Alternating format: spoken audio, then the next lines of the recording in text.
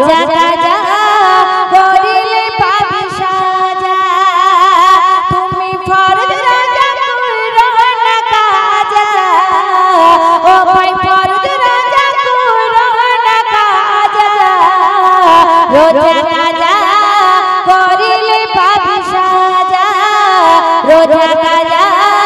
করিলে পাবি সাজা আল্লাহ রাব্বুল আলামিন বলছেন দুনিয়ার ভিতরে আমাদের যখন টাকা পয়সা ধন সম্পত্তি হয় আমরা কি করি জাকাত দিই কিন্তু আমাদের শরীরের জাকাত কি আমাদের শরীরের জাকাত আল্লাহ রাব্বুল আলামিন এই পবিত্র রোজাকে পাঠিয়েছে যে 11 মাস পরে আমাদের দরবারে পবিত্র শবে বরাত আসে পবিত্র মাহে রমজান আসে এই মাসে যদি আমরা রোজা করতে পারি আমাদের শরীরের সমস্ত জাকাত দেওয়া হয়ে যায় তো রোজাদার যে ঈমানদার ব্যক্তি হবে যে রোজা রাখবে তারপরে আল্লাহ রাব্বুল আলামিন রহমত নাজিল করবেন এবং পবিত্র রমজান মাসে কেমন ভাবে আল্লাহ ফারিস্তাদের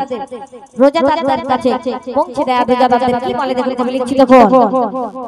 রোজাদারের ঘরে রহমত বরকত ঝরে রোজাদারের ঘরে রহমত বরকত ঝরে দোয়া দরুদ পায় ফেরেশতারা ঘিরে কেন রোজার কত সম্মান রাখবে যে ইনসান